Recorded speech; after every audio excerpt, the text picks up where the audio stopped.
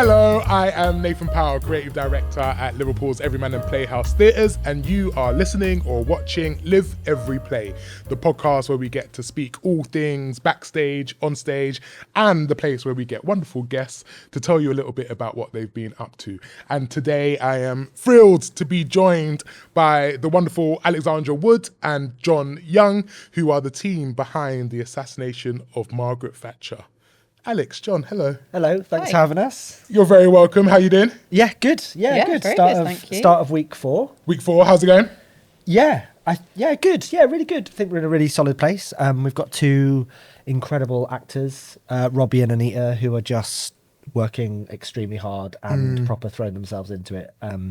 Yeah, I think we seem in a good place so far, I think. Good. Yeah. Happy to hear it. And we'll get into the show a little bit more later. But first, it would be lovely just to hear a bit about you both and how you ended up making theatre for a living. Alex, can I start with you? Sure. What was your introduction to making theatre or thinking that making theatre could possibly be a career? I mean, I was taken to see lots of stuff as a kid, so I knew that it was a thing, and I knew I loved watching it and being in the audience. But I didn't really, I wouldn't say I was much of a joiner. So I didn't do like loads of drama clubs or anything. I did do one connections play when I was a teenager at the Orange Tree. Do you remember what it was? It was called Cuba by Liz Lockhead. So about the Cuban Missile Crisis. I think that at school. Did you? Yeah. Yeah. So weird. I played the it was meant to headmaster. be. It was meant to be, yeah. So there you go. I did. And I've just written a connections play, so that was a really nice full circle moment for me. Amazing. But I didn't do loads of performing, but I just loved theatre, and then went to study English at York University and got involved in their drama society. Auditioned for loads of stuff, never really got any parts. Now I understand why. So then I started writing and then did a few shows there, and then thought that was something that I really enjoyed. And so, so that was the starting point probably. Yeah. What was the first play you ever wrote? Oh, my friend always. Okay, so Push to Open. So it was a short play using purely the language of instruction. Great. So stuff that you find, the sort of warning labels or on transport or a door or food. And it was that it charted the breakdown of a couple's relationship, but only using the language of instruction. That sounds cool. Yeah, it was actually quite inventive, I think, but I don't know. Don't sound I don't know how surprised. emotionally engaging it was, but it was definitely that sort of, that very student kind of, I'd been exposed to lots of, I guess, Beckett and Churchill and that sort of, those playwrights that really play with language in a fun way, and had just ran with it. So that was my first play, which isn't the worst. It doesn't sound the worst. John, do you remember what the first play was that you directed? Oh, I did. Not professionally, necessarily. Yeah, so at university I did a production of Love and Money, Dennis Kelly. Yeah, really good. So we'd set up so I did a drama degree at Chester, and it was quite contemporary. And it was almost like more performance art than it was plays. And I remember going to them like in my first year, I was like, I want to put on a play. And they were like, oh, okay. And then I was like, I've got who's gonna? I've got to decide what we've got to do, but also I've got to do it. Like there was no one to direct it, so I kind of accidentally. I think I was putting it on because I wanted to be in it, and then I was like, oh, I can't be in it because someone needs to direct it. So I kind of accidentally fell into it. But I think I'd always been a really nosy actor. I think that I did growing up, as most of us do at school and stuff, we, did Amdram. And I think I was often the person sat at the back going, why are they coming on from there? Or why is he wearing that hat? Or what's, the set shouldn't be. So I think I was always so interested in the overall thing that I was never actually, which probably made me a really bad actor. But that's what I'm not doing. And how long did it take you to start calling yourself a director or thinking of yourself as a director? Yeah, it's I was really lucky. So when I graduated, I went to I think it was the first time they'd done it in this format, but I did there was something at Theatre Clwyd called the Emerging Trainee Director Scheme, and it was basically like 18 months resident in the building. So I kind of stayed there and I worked across all their departments, and it was kind of really beautiful to kind of be based in a building, and it did feel a little bit like after that, I felt a little bit more like I was like, well, I've done a directing course now, so I can call. But it's hard. But I remember for a long time struggling, kind of, when do you, but you kind of have to call yourself one before you have to convince somebody else. Yeah, right. You have to convince other people. You're only going to do that and also what makes, if you're directing a play, you're a director, right? Yeah, agree. But yeah, it wasn't until I think I kind of had finished Cluid that I was like, I'm a director. Yes, nice. And what about you, Alex? Because I think writers, or lots of writers that I speak to, often struggle with it. Or like, actually, when am I actually a writer? Like, everyone writes. So what makes me a writer or a professional writer? When did you realize that, no, this is yeah, it's hard, isn't it? And I guess it depends on your sort of confidence and your self-confidence, I suppose. But I came back to London after university and did the Royal Court Young Writers Programme. And they sort of, the whole ethos of that is, you are all playwrights and we want your plays, be writing, and we want to put them on. So it was a really sort of positive, encouraging message. So I think from the beginning of then I started to think, okay, yeah, maybe I am a playwright and I can call myself a playwright. And then when I had my first show on there as part of the Young Writers Festival, way back in 2007, then I definitely felt legit. I was like, okay, I've had a play on at the Royal Court. I can definitely call myself a playwright. But there were many times over the course of the next 20 years where, I hadn't had a play on for a couple of years. And but I was always writing them and I was always thinking about what the next one would be. So I think as long as I'm doing that, I feel like a playwright. Yeah. I think if I'm not thinking about the next thing, maybe not even writing it, but if I'm not even looking for it or searching for it or trying to find that thing, then I don't feel like a playwright. Yeah. So it's actually not a fixed thing. It's not like, I've had one play on, I've had two plays on. It's not that. It's more of the process and whether I'm engaged in it. If I'm engaged in it, then I'm a playwright. Sure. And you spoke a little bit about the Royal Court's Young Directors Programme. Can you tell us a little bit about your development as a writer and like where did you find the spaces to learn and grow as a writer? Yeah, so I did so university was really great because there was a space there that was just student run. So anyone could pitch to do something. And so I did do a couple of my shows there, including Push to Open. Roaring success. Available for programming right now. So from there I went to Birmingham, did their Masters in Playwriting, which again just helped me explore further whether it was something I wanted to do. And then after that, the Royal Court Playwrights Programme. And through that sort of meeting people and I think doing little scratch nights. I think I did a couple of Pains Plows. What are they called? Late lunch, or there was sort of different nights, scratch nights, where you could try out sort of short pieces.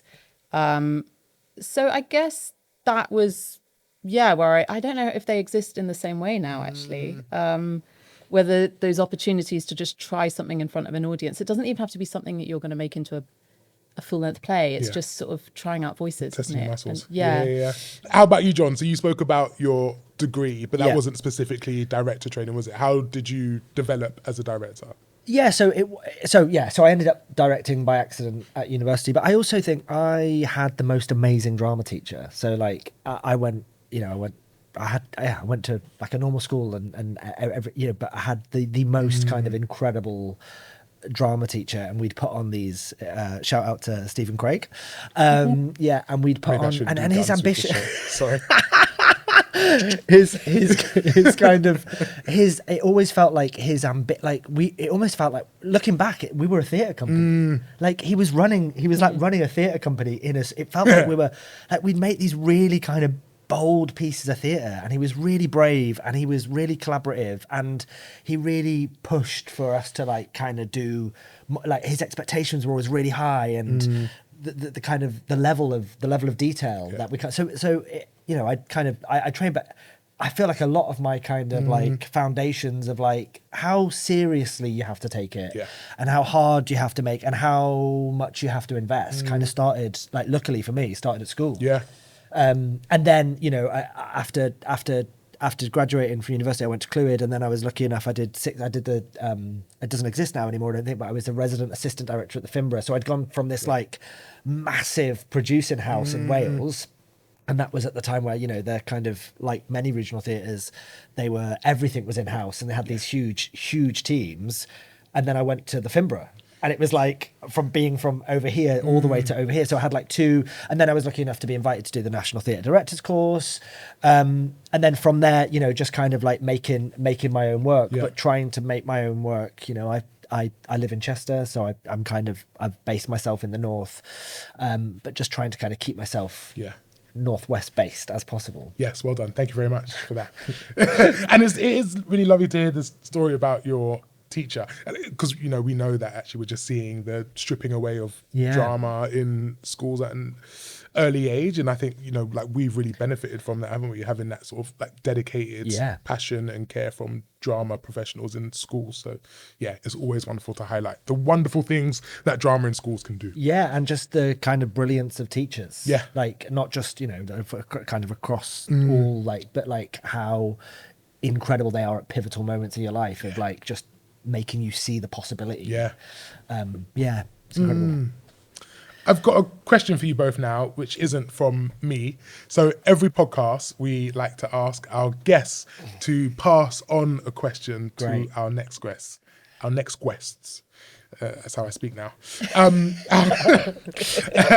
So the last podcast we had was with Adam Keese and Chloe Moss, 2 of our Panto team. And the question, knowing Adam, this could be anything. It's fairly tame, actually. Is it? Yeah. He was on his best behaviour. So for both of you, this question's from Chloe. What do you think theatre brings people that nothing else can? Ooh. A real experience. Yeah. I think sitting in a room with people, watching us, togetherness. Yeah. Sitting in a room together and watching something and experiencing something in front of your eyes that is real. Like you can see, like we're working on in the play that we're working on at the moment, like, you know, where I'm about to in an hour's time go and do a pre-show session on some cooking. You'll smell the cooking, like at the beginning, like you'll smell the smells and the flavors. And I think there's a realness to that. That when you sit with a group of, I quote this all the time, so I'm really hoping it's true, but it probably isn't true. I read something where they were like, in an auditorium, it takes like 20 minutes for like people's rhythms of their hearts to all sync up. Is it not true? I don't know, but I'm not having that. What nice. do you mean? We've all got different... No, that sounds nice, doesn't it? It does sound nice, sorry. I poo-pooed it. It's a beautiful... Yeah, come on this podcast, John. Sorry. Come on, we'll talk about art. And you're like... all of our bodies just sync up and beat at the same... I'm not having that. Okay, maybe that's a bit poetic, but I suppose what I'm getting at is this idea that like we are one thing, all watching the same thing in real time and experiencing that. And I think that is something that you can't get from Netflix. I mean, I think it's a really interesting question, because I think maybe as theatre makers, we don't ask ourselves that question all the time. I'm often like, why should somebody leave their house, travel to a theatre, pay this money and watch this show instead of staying at home and sitting on the sofa and watching Netflix? Like, I think it feels like you've got to give people a reason to leave the house. And you've done that with this show, right? Yeah. Okay, all right, good. Yeah. All of their heartbeats are all going to be in sync in the first 20 minutes. I really hope that's true. But we'll search afterwards. I'm like, and I'll come and I'll apologise to you. Alex. I suppose to push it further though, because I was thinking about that, and we're in Liverpool and the sort of home of music in some ways. So there's something that a gig can give you, which is that live experience, which is that collective being togetherness. So and sort of an extra thing that theatre engages in is we're collectively engaging in imaginative acts. Yeah. So it's not just the experience, it's let's imagine otherwise together. And music absolutely can transport you to other places as well, and can take you, but there's something about that that I just love, is we're all engaging it, we're all agreeing that we're not going to worry that we're making this story up, but we're going to do it together now. And there's something beautiful about that. And I think that's the special thing that theatre can give you. And that's why she's a writer. And I'm not, I see what you've done here, and I'll just dramaturg it and elevate it for you, John. That's all It's doing beautiful. both though. Of course, yeah. Thank you, thanks. And second question from Adam Keese, which I think is a bit cheeky considering we're here in the Everyman, but all right, fine. If you could work in any theatre in the world, which theatre would that be? Wow. I'm going to say the National Theatre, because I have not yet worked there, except for my Connections play. Yeah. But that's slightly different because those shows go on all over the country, which is amazing. But there's something, there's been pitifully few female playwrights produced there, really, on the main stage particularly. Yeah. Like Olivier, they're all main stages, but the Olivier stage. So yeah, I want to work there. I hope to work there. All right, say it down the camera to Indu. Employ me. Nice. We need more women on those stages. Yes. Come on now. Great. Thank you. John, where are you working? Well, I think there's something about the National Theatre that, it's like the National Theatre. But I think, and the Olivier is obviously an incredible, it feels like an arena. Like it's kind of the size and scale of that is really, really exciting.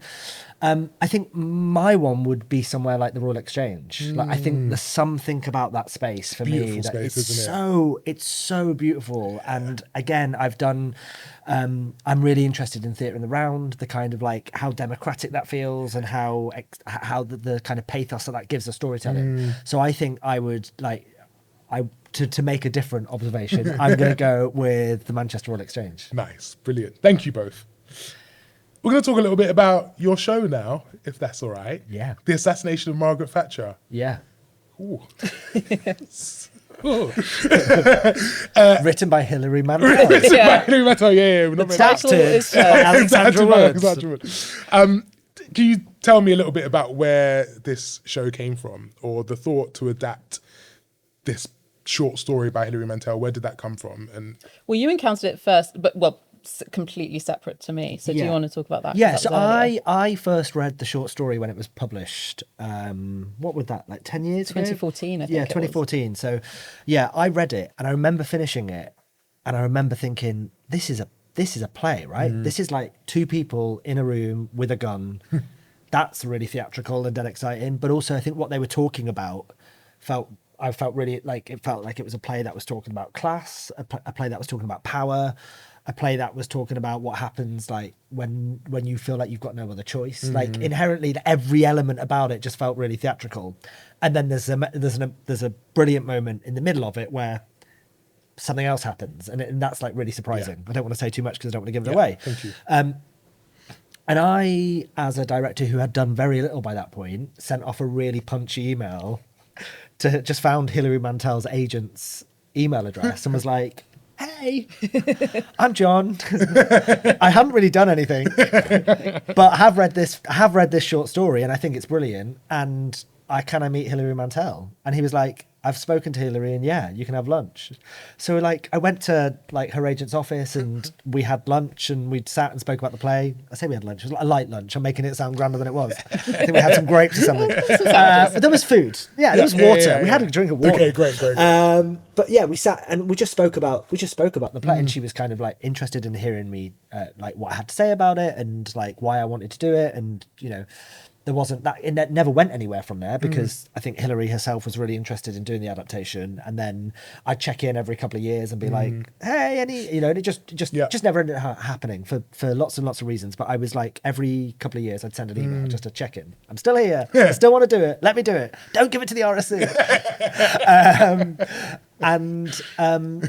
Anyway, then obviously like Hilary sadly passed away and I had just like nothing. I was like, I still haven't heard anything about it. I was kind of expecting to see a version of that somewhere, whether it be TV or like, it's such a brilliant title and it's such a brilliant story that I was like, that's going to happen.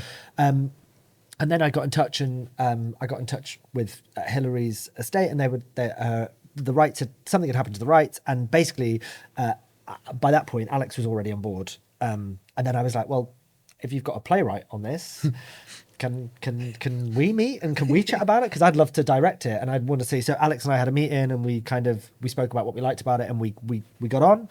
And then I had a meeting here with yourself, and I think you'd recently started, and literally 2 weeks before that had happened, and Liverpool felt like the perfect home for this play. And also it felt like it fitted into, you know, something that you said in that meeting really excited me. You were like, I want to make stories for Liverpool that talk about Liverpool and speak to Liverpool in the city, but also big enough to also feel like it talks to something bigger than that.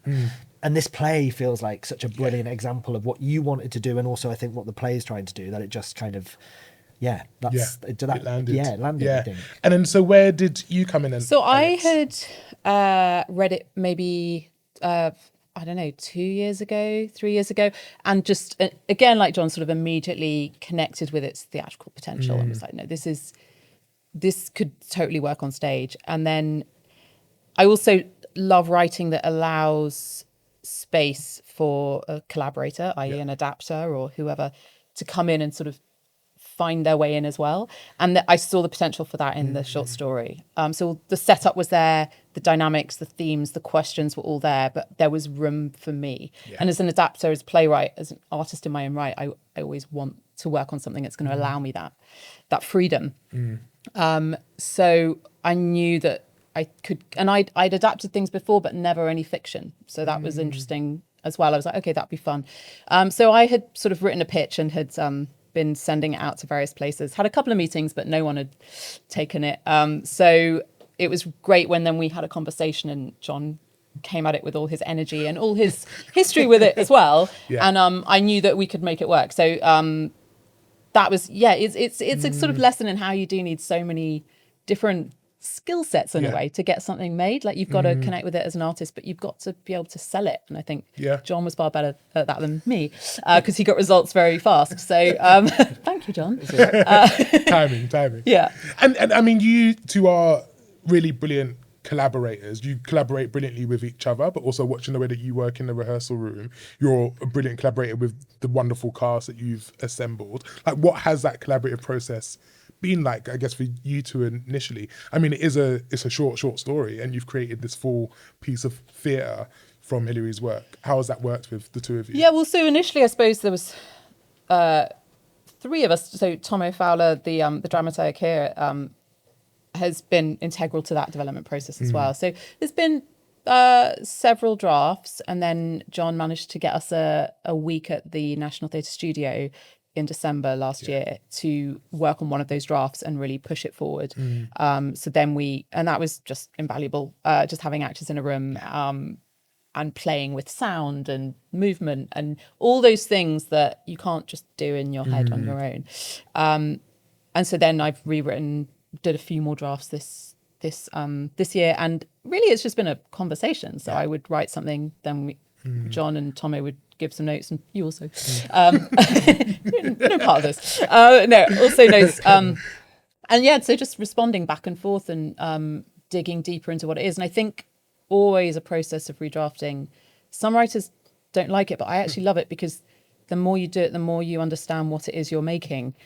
So you start off thinking it's one thing, and then it reveals itself to you in a really beautiful way. And so every draft is sort of a revisiting of that and interrogating exactly what it is you're trying to say, and whether it's the thing you thought you were saying or not. So that's been the process, and I think it's got deeper with each draft, I hope. Yeah, no, and also I think what's been really useful is actually the script, even the very early draft, and although it has changed considerably, that was really tight. Like it felt like you delivered it felt like we were already arriving at like draft 3. Like a lot, like obviously it has shaped and we've changed it, and as any process goes, but actually it was fairly tight to begin with. So it kind of has meant that those shifts haven't happened. And I think the other brilliant thing is it feels like there is so much of our cast in the play. Like we've got these two powerhouse actors in Anita and Robbie, and it feels like Alex has been really generous in terms of, if something hasn't quite worked for them, Alex has like reshaped it, and the changes actually have been quite small, I would say, in the process. Like there are line changes that come out of rehearsals every day, but they're not like scenes. We're not going, this scene doesn't work, this character doesn't work, we need a whole, like they're kind of like, so actually it's been really joyous, because it has felt like we've been able to kind of really get our teeth into the text, because dramaturgically, I think it works really well, and it holds us, and the structure and the form is all there. So yeah, it's been great. It's really funny because when we received the first draft, I remember we were sort of going through that contractual process and thinking about deadlines and stuff. And I remember Alex being like, I can get to work on this really quickly, and be like, okay, brilliant, great, let's go for it. And because you'd been attached to it for so long before, we were in our heads, we were like, oh, like I reckon she's already got a draft there waiting to just like send it in, and she's worked on it already, because you just write, so people might just have writing there. And I remember speaking to Alex after that, go on, had you written it already before we commissioned it? And Alex was like, no, it's new. No. And like, it is such, that first draft was incredible. We read it and we were like, wow, this is... I think in this sort of climate, I wouldn't honestly write a draft of an adaptation unless it had been commissioned. I write my own, my own stuff, but an adaptation, there's so much risk, because if someone doesn't want to do it, then you aren't free to sell it anywhere else. So no, I genuinely hadn't written it, but I had, of course, spent time thinking about what it was, and I had a really strong, from the get-go, a strong sense that the middle section was something different. I won't give anything else away, but I knew that. And the rewriting process in some ways has been mostly understanding what that is, and then the repercussions for Act 1 and Act 3. Sure. But just refining what that middle section is. Yeah. And how has it been working with Hilary's material? Like, have you felt... maybe it's unfair, maybe it's leading, but have you felt like the weight and the pressure of adapting work from such a brilliant, well-loved author? No, I've sort of just cut myself off from that and just got engaged with the work for what it is. And so it's only now that I'm sort of starting to appreciate the full sort of Hilary Mantel fan club levels. And maybe it's good it's only now, because obviously I knew she was, two-time Booker Prize winner. It's not like I was ignorant of that. But yeah, no, I sort of was able to cut myself off from that. And it's just great. If you want to work with brilliant writing, then you're probably going to be working with someone who, someone's work who's probably pretty well respected. So, and I have in the past with the other adaptations, I adapted Wild Swans by Young Chang, who was a formidable woman and was involved in that process. So I've got experience. Obviously, Hilary's not been involved directly, but I've got experience with sort of working with sort of beloved material, I suppose. And so I have a healthy kind of distance from that. Yeah, good. But I suppose it's interesting, isn't it? Because it is beloved material. Like, it's probably one of our most controversial pieces. So like, it's not like we're working on something where everyone was like, oh, it's not Wolf Hall. You know, like, it doesn't divide, whereas I think, I remember when the short story was first published, there was quite a lot of backlash about how, and I think especially people were surprised because it was a writer such as Hilary Mantel who was writing this short story titled "The Assassination of Margaret Thatcher." So I think it's probably, there's an interesting thing because of the nature of this particular maybe have more freedom. Having a bit more freedom. And you talk about the work being controversial and the title and what it explores. How have you approached that, John? Thinking, within the context that I think is really important of like a really divisive political landscape where actually political violence isn't that far away from us. We're seeing examples of it here and across the pond. It feels like with increasing regularity. Like, what does it feel like to go into this process with that happening in the outside world as well? I think because it isn't a play that's advocating for that. I think that is the title is provocative. Of course it is, naturally. And, I'm not giving a spoiler away. There is a character who wants to assassinate Margaret Thatcher. I don't think that's giving the plot away. I think that's... and he kind of talks about his why, why he's doing that. But I think because the play feels like it's about so much more than that. It would be really easy, especially in Liverpool, to do a play where for an hour and a half we just go to town on Maggie Thatcher and talk about how awful she was. Like that, you'd probably be able to hold that in this city. I imagine you would be able to put that on, and people would kind of go, "Yeah, we want to collectively come together and talk about that." But I think what Alex has written feels way more nuanced than that, and it doesn't. I think you very quickly get the idea with this play that it's about so much more than assassinating Maggie Thatcher. But it is about that. I think what is interesting about it is about what happens when you take a young man and he is vulnerable, and he is living in a world that he feels like has no hope. He doesn't have any future. He is seeing his community be destroyed, and he is looking to change that. And he feels like the only way to change that is by committing an act of murder. Theatrically, I think that feels like, but also that feels like a very current, especially this idea. I think, you know, we've been finding there's some unpacking of the idea of like masculinity. I think it feels really interesting, that idea of like having this kind of, you know, this man on the brink of like, you know, about to do something horrific because of what he believes in and where he's coming, you know, where he's coming from. So I think because the play isn't just about that. And also it's balanced, you know, there's some stuff in there. One of the character, you know, Caroline talks about her friend Julie and why she loves Maggie Thatcher and what she's done for it. Like, I think all good political theatre should try and have some elements of being balanced, not just one side and one side. I think people are assuming from just hearing some of the stuff like this is going to be like a load of lefties making this really left-wing piece of, you know, but actually I think the ideas get unpacked and get ripped apart in a way that feels satisfying, I would say. Yeah, I hope so. And yeah, for sure. And tell me a little bit about the company that you're making this with. So we've got an amazing actress called Anita Reynolds, who is just like a powerhouse, and is like, you know, Anita does that thing where, you know, I don't think I've laughed in a rehearsal room as much as this, you know, but also, you know, and actually she's brought so much of her warmth and her humour into the character of Caroline. It feels like there's a lot of Anita in Caroline, and that's great because Caroline has become, you know, quite playful and and there are light touches in there, I think, which is really helpful. You know, it is a bit of a heavy play, but I think there are some really there are moments in this play where you think they're a married couple, you know, and I think that's it's really, you're watching this going, this doesn't feel like an assassin and a hostage situation. So she's brought so much of her, but also when it gets serious and it gets tough, like we did a speech yesterday, she's like, you know, she can kind of rip him apart as well, which is brilliant. And then we've got the lovely Robbie O'Neill, who, you know, the thing that Robbie brings about him is, you know, he's a Scouser, but the love he has for this city and this particular theatre is, I think it's really, there feels like the really beautiful thing about, for Robbie, this feels like it's about bringing a piece that he's really excited about home, to the theatre that he loves, to the city that he, you know, and he's got so many personal connections to the city and also like the play in some senses, that's also been invaluable. It's so funny, you know, every just like living my daily life, I'll get stopped by someone like, oh, you've got that Maggie Thatcher play in it, and like, yeah. Like, oh, my mate Robbie's in it. It's great. I can't wait to come see it. It's like, wow, he knows everyone. He literally knows everyone. I say something, he's like, yeah, I went to school with her. Or yeah, she's coming to see this. Or like he's like the man about town. Isn't he? Yeah, he really is. Thank you. And Alex, for you, how does it feel having thought about this play for such a long time and been working on it for a while now? What does it feel like knowing that it's going to be on a stage in a couple of weeks?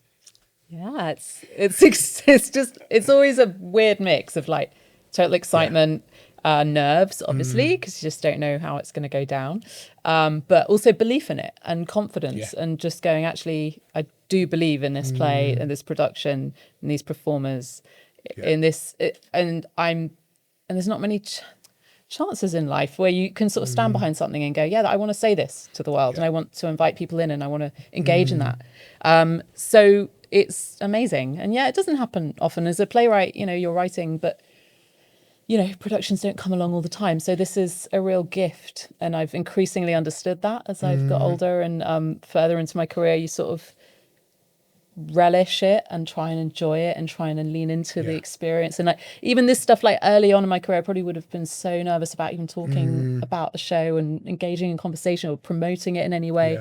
But sort of I've just got, this isn't promotion, this is just a really relaxed, chilled totally conversation. not promotional we in don't any want to way. sell any Don't want to tickets. say anything. Don't come and see this We're show. just connected as a group of artists. That's all we're doing here. Sure, sorry. It's really relaxed and chilled. But there will be a link to buy tickets at the end of it, I'm sure, if you so wish to go and see this production that they're talking about.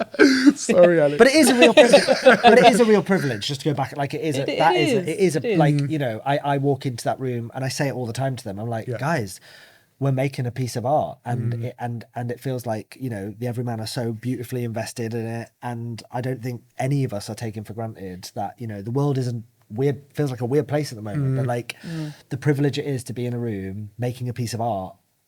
That's the dream, right? And a really powerful piece. And maybe it's a bit unfair to ask you both as well, but I will. Like, what do you hope this piece does for people? Or do you have a feeling in you which is like, here's the way that I would like to move people after experiencing this show? I always hope my plays have a kind of long life in people's memories. So their initial response might alter and sort of morph. And if someone in a couple of years' time remembers something from the play and thinks about it for a second, then that's amazing to me. Yeah. But of course, you never know. Yeah. You don't know the afterlife for each individual audience member. But I would love that. And like really sort of instant response, I'd love people to just talk to other people about the ideas in the play and to open up that conversations with no particular agenda behind any of that, but just to have people engaging in conversation about like serious stuff and attitudes to that. That would be a great outcome, really. Thank you. Yeah, I think given what's great about this play is it provides a space in which two people who have completely contrasting views kind of clash into each other, and through conversation and debate and challenging each one another, slightly change and shift the perspectives of the other person. And I think we don't really live in that world anymore. We live in a world of what you think that you're this and you're, you know, I think we're so quick to take someone down for their opinion, you know, I've found myself as I'm getting older, and, you know, it was interesting, you know, in order to do lots of research for this play, I did loads of research on, you know, why loads of people think Maggie Thatcher was you know, and it's, I think it's really easy to just disregard those viewpoints and go, well, you like Maggie Thatcher, that I think what the play does so brilliantly is it provides an opportunity for two people to actually like properly talk. Yeah. And I would love it if people kind of, you know, we know Maggie Thatcher didn't get assassinated, like we kind of know that part. But I think asking the question of like, what would have happened if it had, or why was that so? And Alex has so brilliantly and boldly put this massive thing into the second act of our play that I think will give loads of opportunity to talk about afterwards and work out, and lots to work out. I think that's really brave. I think what you've done with that is really brave, and I'm excited for people to like experience that. Yeah. I'm enjoying how you're both talking mysteriously about this Act 2. Ooh, come and see. We're not selling it though, are we? We're not selling it. Although, yeah, we're chill. We're completely chill about it. Can't see it, don't. It's time for our quick fire round. Are you ready? Yeah. We still need to come up with a nice little jingle for it. We've not come up with it. Like, I don't know. Alex will have you Next on by the end of the day. Yeah. Thank you. Well, there's two of you. Let's try. You'll just say the answers at the same time. Okay? So it's like an either or. And Okay. you'll just, right. Okay. And maybe there's a prize if you like say all the same thing or something. Or there is a prize. There isn't a prize. There's no prize. I'm sorry. Okay, you ready? Yeah. We start off easy and then we'll, you know. Sweets or chocolate? Chocolate. Sweets. Oh. Maggie or Thatcher? Thatcher. I don't know what that means. I don't know what that means. But we've been talking about in the We play have, whether or actually, not it's they true, should, it's true. whether or not they should say Maggie or Thatcher, and we've been talking a lot about Maggie feels warm, and Maggie feel, you know, like how often do you talk about a politician? Just use it, you know. We don't go Keir. No.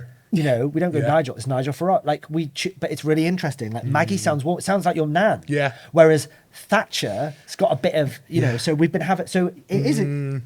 Thatcher, I'd say Thatcher. And sometimes it's really purposeful. Like Boris was Boris, say you know Thatcher, what I mean? yeah. I think that was like very well deliberate. thought out. It's a deliberate. Just Boris, you know? Just Boris. Same way we're not trying to sell shit. Harmless. Yeah. Yeah. Okay, And I'll go sorry, Thatcher then. this was supposed to be quick, guys, okay? Everyman or Playhouse? Everyman. Comedy or thriller? Thriller. Thriller. Yeah, it's not a comedy. Horror or love story? Horror. Podcast or audiobook? Podcast. Opening night or final night? Opening Final night. I enjoy this one. Wolf Hall or Teen Wolf? I think we're gonna have to say Wolf Hall. Paul, I think, yeah.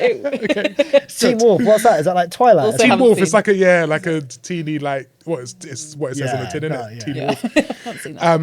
Blockbuster or indie film? Indie film. Violence or non-violence? Violence. Violence. Oh, okay. Tactical vote or personal vote? Tactical vote. Ooh, quick fire. Tactical. Yeah. Protest or petition? I know both are forms of protest. I mean, like on the street, protest, placard in hand, sign a petition. Protest. Protest, yeah. Final one, fix the political system or rebuild a new political system. It's not quite catchy and quick, is it? Fix or rebuild? Rebuild. I think Rebuild it's not also fixable. sounds like dismantle or something. Like Yeah. rebuild is you're taking what was already there and you're redoing it. Yeah. So Start dismantle. again. Start Start again. again. Start again. Dismantle. Start again. For the modern age. All right. Brilliant. Thank you very much. Well done. Ooh, wonderful. Yeah. Thank you. Just clap ourselves. So clap yourselves. We have to. Someone has to. We've got to support ourselves. So I asked you questions earlier from Chloe and Adam. Now I'm going to ask you both to forward a question onto our future guests, which will be the attachment team. So I'm going to ask, who would you want to collaborate with, but who's not in the theatre world? So who would you like to bring into a theatre project that is not from theatre? Nice. That's really good. That is really good. Do you have an answer yourself? Sorry, I know it's I not have in the repeating, past. No, not to mine, but Okay. yeah, that's why I'm That's a asking good them. question. Yeah. I like that one. Yeah. Okay, John, be that. How do we, as theatre makers, change or adapt the work that we make to grab audiences who seemingly have shorter attention spans than they used to? How do we change our work to, or how do we keep those? How do we hold those people who maybe don't have as much of an attention span as they used to? That's a really good question.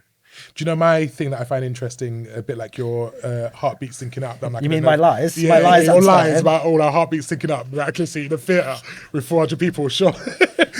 Started everyone being like, there's no judgment. And now it's just like, pure judgment, judge pure that. judgment. Yeah. But again, I don't know if this is true and I don't know where it came from, but this thing that apparently like Netflix executives are looking for, like scrollability, like what are the shows that they can produce that can be on while people are still scrolling through their phones, and like give enough like flashy big hits for people to still watch whilst also acknowledging that they'll just be strolling through Instagram or TikTok at the same time. So sad, isn't it? Yeah. Should we say something happy to cheer us up? would you like to come and see the Assassination of Margaret Thatcher, playing at the Liverpool Everyman from the 2nd to the 23rd of this month? Correct. Well done. Thank you very much. Alexandra Wood and John Young, thank you very much. Thanks, Nathan. Thank you very much for listening to this episode of Live Every Play. I hope you enjoyed the episode, and I hope you are even more excited to come and see the Assassination of Margaret Thatcher. Just a reminder that we are a registered charity, so if you would like to continue supporting this type of brilliant work being made on our stages for our city, then you can get in touch at donate@everymanplayhouse.com. Thank you very much.